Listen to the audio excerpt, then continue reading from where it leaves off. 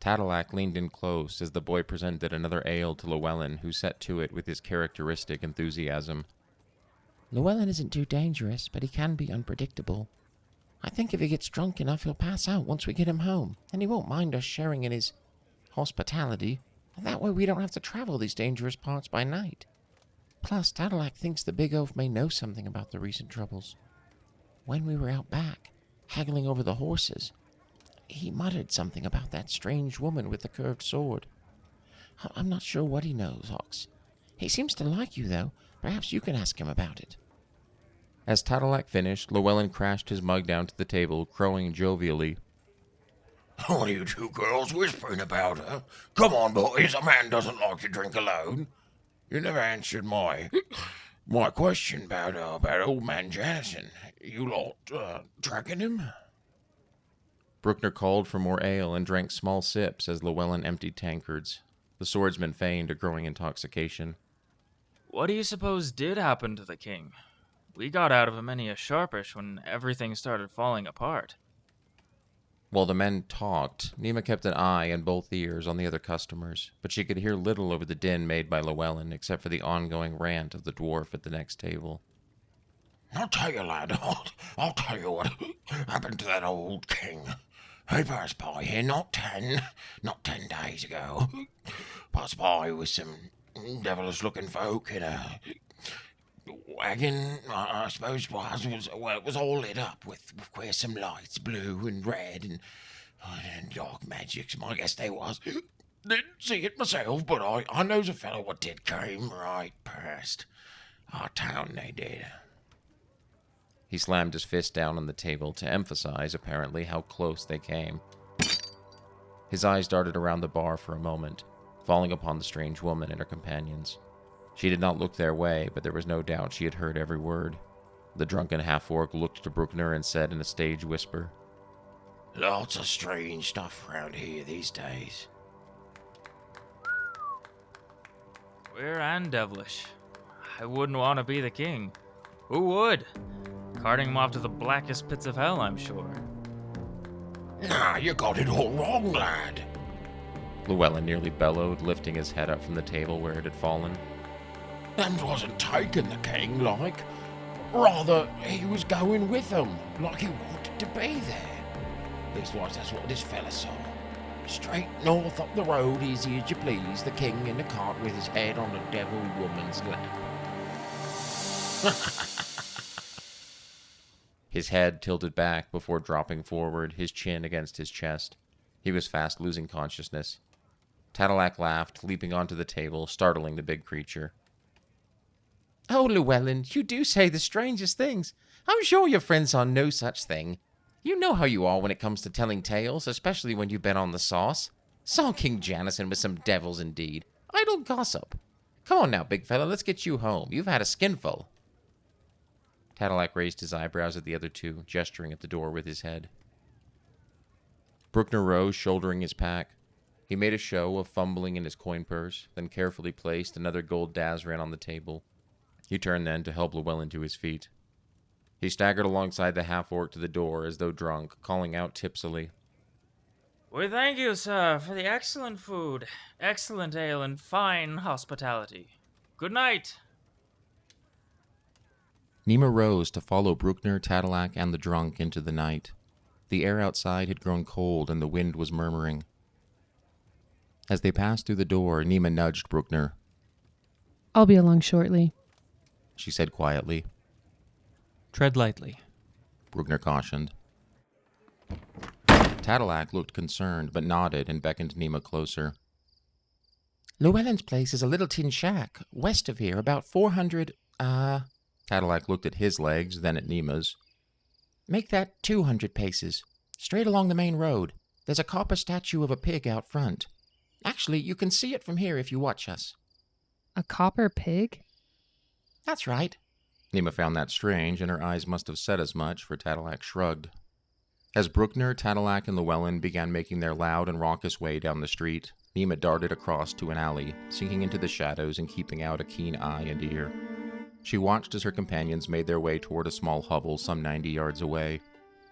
As she watched, the door to the tavern creaked open, and a hooded figure of medium build emerged. Their face was covered with shadow, but Nima sensed that the figure was surveying the town and all that was moving within. They did not seem to have noticed Nima. The figure watched another moment until Bruckner and Tadalak had Llewellyn inside his house. Then they disappeared back into the bar. Nima took a scrap of parchment and a charcoal pencil from her bag, writing a quick note. Someone may be planning to follow us. You and Tadalak should leave and travel about half a mile, then wait for me. Send Canary with a description of your location if I haven't joined you within an hour. She rolled up the note and slipped it into the small metal tube that Canary wore about its leg. Find Bruckner, She whispered, and the bird was gone. She then went deeper into the deserted alley and swiftly changed clothes in a dark doorway. She applied rouge to her cheeks and put on a wool traveling cap to cover the points of her ears. Meanwhile, Bruckner and Tadalak were shoving open the door to Llewellyn's place. The house, if such it could be called, was dark and dank. Empty bottles littered the floor and lined the windowsill. A rusting scimitar hung on the far wall. In one corner were collected a heap of carpentry tools. A stained, straw-filled mattress lay near the room's center alongside an ash-choked fire pit. Bruckner dropped Llewellyn as lightly as he could manage onto the mattress. The creature rolled onto his side and began snoring loudly, uttering occasional imprecations directed against some foes of the dream world. Bruckner checked the room, which appeared to be a combination of living space and kitchen. A large hole in the roof allowed the moonlight to shine through down onto the fire pit. A variety of grease-stained pots and kettles lay on the ground around it, some with half-rotten food clinging to the insides. The smell was awful. After scouting the room, Bruckner turned to Tadalak. What have you learned? Well, much of it he repeated to you. Too loud, though, Tadalak thinks. Some of those people at the bar looked dangerous. Llewellyn didn't trust the woman with the tattoos or her companions. Called them filthy Velthic, though I don't know if they really are from the land of the Mad Mages or not. Apparently, though, Thorn has been all abuzz about King Janison riding past here with some devilish beautiful woman creature heading to Mount Ellisbore. He shivered a bit. 'Tis cold and filthy in here, Ox. Oh, I hate this dirty, dirty town. What should we do now? Nima's raven fluttered in the open door at that moment, cawing quietly and holding out a leg. Bruckner removed the note and read the contents to Tadalak. The two wasted no time. Leaving Llewellyn where he lay, Tadalak led Bruckner to the small stable behind the tavern where their horses and Tadalak's new pony were waiting. They saddled their mounts and were soon northward into the night. Tadalak began giggling gleefully as the animals galloped, shouting, On, Justice Bringer! None can stop Tadalak and his steed! The wind whipped through their hair and tugged at their cloaks, the moonlight bathing everything in a silvery glow. Bruckner's new horse was a handsome roan. It looked a bit undernourished, but it was young and had plenty of spirit. Tadalak's little pony, which he had named Justice Bringer, was doing a decent job at keeping up with the larger animal. They drove their horses hard for about 15 minutes on the road, until Bruckner spotted a small plateau, calling a halt. They found a sloping path up the butte and crested the rise to watch for Nima. Thorn was a small smear of fire on the southern horizon. Bruckner scrawled a description of the spot and sent Canary back to its master. As the bird flew off, Tadalak walked to the northern edge of the plateau. Bruckner! He called. The youth joined him and they surveyed the scene below. Scattered about the plains around the base of Mount Ellisbore were several dozen campfires, each as small from where they stood as a lit mat shining from across a king's ballroom. What can you see? Bruckner asked, squinting to try and discern details beyond the distant flickering lights. There's movement, I think. I count at least 20 fires. It must be a large host. More than simply a few strays, I imagine. It is no army of Savar. All of the martial cities have strict protocols when it comes to setting up camp. I know these things, Ox. Oh, I've seen them on the move and even broken bread with many of them. No, those fires down there are scattered 6 ways from Sunday. General Alexander spoke of orcs massing on the shores of Ellisbore. Orcs? In numbers here? Very odd. When Nima comes, what shall we do, Ox? I'm ready to kill some devils, and old Justice Bringer here. He patted the little pony's flank. Why, he's just aching for a chance to battle for good. Justice Bringer was munching grass sedately, apparently unaware of its own verve and daring. Back in Thorn, Nima waited. She feared that her disguise was flimsy, but hoped that the dark of the night and her natural affinity for stealth would shield her from unfriendly eyes. She waited in silence, hidden in the shadows of a burned-out hovel that stood kitty-corner from the tavern. 20 minutes passed. Noise continued to trickle out of the bar, though the din was dying down. Even the angry dwarf seemed to be tiring out, or perhaps getting too drunk to keep up his tirade. 5 minutes more passed, and then a hooded figure emerged from the bar and began walking around towards the back of the pub. Nima slipped from the darker shadows and trailed the person at a distance of 20 feet. He, or she, walked slowly, their footfalls almost silent on the hard-packed earth. They came to a stop near a hitching post out back with 4 horses tied to it. The figure untied 3 of the horses and turned, leading them by the bridles towards the front of the bar, and light from the moon fell across his face. Nima saw a dusk-skinned man. Something was covering part of his face, a wound perhaps, or a tattoo. She could not be sure. He saw her. Nima was quite certain. A shadow of a smile, dangerous, passed over his face. Then he turned, as if ignoring her, and led the horses forward. He began speaking to the horses in a soft voice, his words swathed in a thick accent. Ah, Krellin, you have rested well, I hope. We will soon be on the move again, and I will need you at your swiftest. These are dangerous times, my friend, and all those who are where they shouldn't be will no doubt meet with a painful death. We must make sure we are in the right places, no? He walked past Nima, who was continuing on with a feigned nonchalance, though her heart rate had quickened considerably, and the man was soon out of sight. Only 1 horse remained at the hitching post, and given Tadillac's brief description to Nima in the bar, she judged that this was her new mount, a white mare that looked strong and clean of limb. Nima was struggling to place the stranger's accent. It struck a vague chord in her somehow, though she could not say for certain that she had ever heard it. Drawing more from second-hand account and imitation than first-hand experience, she guessed that the rich rolling tones and drawn-out vowels were indicative of a Velthic accent. She knew little about Velth itself, the ensorcelled state, as it was called, save dark rumors of insane warlocks who ruled man and beast through cruel magics, and black rituals of dread and eldritch purpose. Distance breeds conjecture, however, and Nima knew well that those who say the most usually know the least. All the same, Nima shivered. The fabled land lay somewhere to the northeast, she thought, though more she did not know. Nima moved to an alley where she could watch the front door of the tavern again. The foreigner with his horses was out front now. He stood brushing them and singing to them. 15 minutes later, the woman with the curved sword and the other hooded figure emerged, each taking their mount. They spurred the horses on and soon were riding hard out the northern gate and in the direction of Ellisbor. On the plateau, Bruckner and Tadillac were lying low. The night continued peacefully up on the lonely table of stone, the wind playing a melancholy melody through the dead trees and across the time-scoured rock. Tadillac took out a very small panpipe and began, quite skillfully, to play a melody that seemed to accompany the wind and pay homage to the moon. Nima returned quickly, meanwhile, to where the white mare was tethered and untied her. As she mounted the horse, Canary fluttered out of the sky, lighting upon Nima's shoulder so softly and quietly that she almost missed it. She read Bruckner's note. T and I are on a small plateau, dead north 2 miles. You can't miss it. B. Nima rode hard through the broken north gate. She could see plainly on such a moonlit night, but no riders could she spy on the plains ahead. The 3 Velthic had either outstripped her very quickly or taken another path. She scanned the ground ahead for signs of recent riders, but the land here was all hard rock and packed earth. What little vegetation she could see was sagebrush and scattergrass, hard and lean plants that told few tales. She grit her teeth in frustration, realizing she had lost them.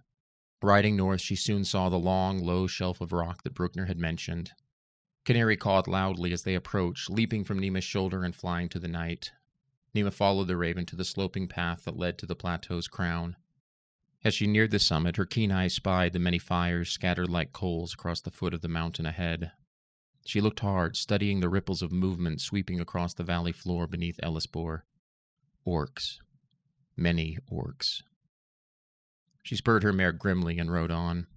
She mounted the long stone table to find Tadillac playing an enchanting panpipe song, and Bruckner keeping watch, his foot leaning against an outcropping rock, his steady gaze taking in the starlit world below, the pommel of his black sword gleaming like a dark diamond in the starlight.